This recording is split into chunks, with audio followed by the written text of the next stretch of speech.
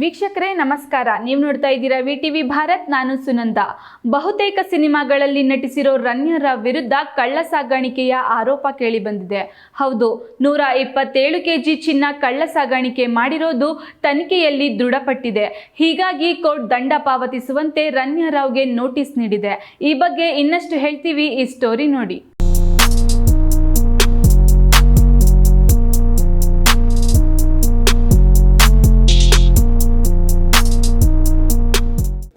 ಕಳ್ಳ ಸಾಗಣೆ ಆರೋಪ ಹಿನ್ನೆಲೆ ಸ್ಯಾಂಡಲ್ವುಡ್ ನಟಿ ರನ್ಯಾ ರಾವ್ ಪರಪ್ಪನ ಅಗ್ರಹಾರ ಜೈಲು ಸೇರಿದ್ದಾರೆ.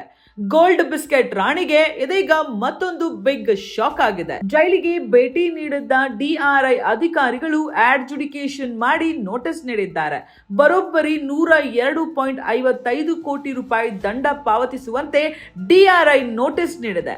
ಅಕ್ರಮವಾಗಿ ಚಿನ್ನ ಸಾಗಾಟ ಕೇಸ್ನಲ್ಲಿ ರನ್ಯಾ ರಾವ್ಗೆ DRI ಶೋಕಾಸ್ ನೋಟಿಸ್ ನೀಡಿದೆ.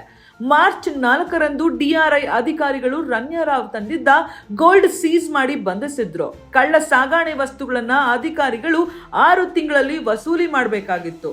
127.3 ಕೆಜಿ ಚಿನ್ನ ಕಳ್ಳ ಸಾಗಾಣೆ ಮಾಡಿರೋದು ತನಿಖೆಯಲ್ಲಿ ದೃಢವಾಗಿದೆ. ಹೇಗಿರುವಾಗ ರನ್ಯಾ ರಾವ್ಗೆ 102.55 ಕೋಟಿ ರೂಪಾಯಿ ದಂಡ ಪಾವತಿಸುವಂತೆ ನೋಟಿಸ್ ನೀಡಲಾಗಿದೆ. ಜೈಲಿಗೆ ತೆರಳಿದ್ದ ರನ್ಯಾ ರಾವ್ ಸೇರಿ 4 ಆರೋಪಿಗಳಿಗೆ ಶೋಕಾಸ್ ನೋಟಿಸ್ ಜಾರಿ ಮಾಡಲಾಗಿದೆ. ಒಂದು ವೇಳೆ ದಂಡ ಪಾವತಿಸಿದ್ದಲ್ಲಿ ಆಸ್ತಿ ಮುಟ್ಟುಗೋಲು ಮಾಡಿಕೊಳ್ಳುವ ಸಾಧ್ಯತೆ ಇದೆ ಎನ್ನಲಾಗ್ತಾ ಇದೆ. ಎರಡನೇ ಆರೋಪಿ ತರುಣ್ ಕೊಂಡೂರು ರಾಜು 67.6 ಕೆಜಿ ಚಿನ್ನ ಕಳ್ಳ ಸಾಗಾಣೆ ಮಾಡಿರೋದು ದೃಢವಾಗಿದೆ. ತರುಣ್ ಕೊಂಡೂರು ರಾಜುಗೆ 62 ಕೋಟಿ ದಂಡ ವಿಧಿಸಿದೆ.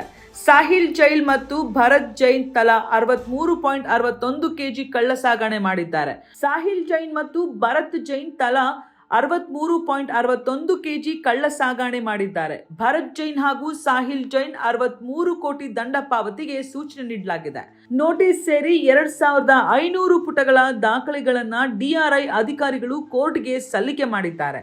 ಕೋರ್ಟ್ನಲ್ಲಿ ಕಾಪಿ ಪೋಸಾ ಅರ್ಜಿ ವಿಚಾರಣೆ ಕೂಡ ನಡೆದಿದೆ. ಕಾಪಿ ಪೋಸಾ ಅರ್ಜಿ ವಿಚಾರಣೆಯನ್ನ ಸೆಪ್ಟೆಂಬರ್ 11ಕ್ಕೆ ಹೈಕೋರ್ಟ್ ಮುಂದೂಡಿದೆ. ಅತ್ಯಂತ ತ್ವರಿತಗತಿಯಲ್ಲಿ ತನಿಖೆ ನಡೆಸಿ ರಿಕವರಿಗೆ DRI ಮುಂದಾಗಿದೆ.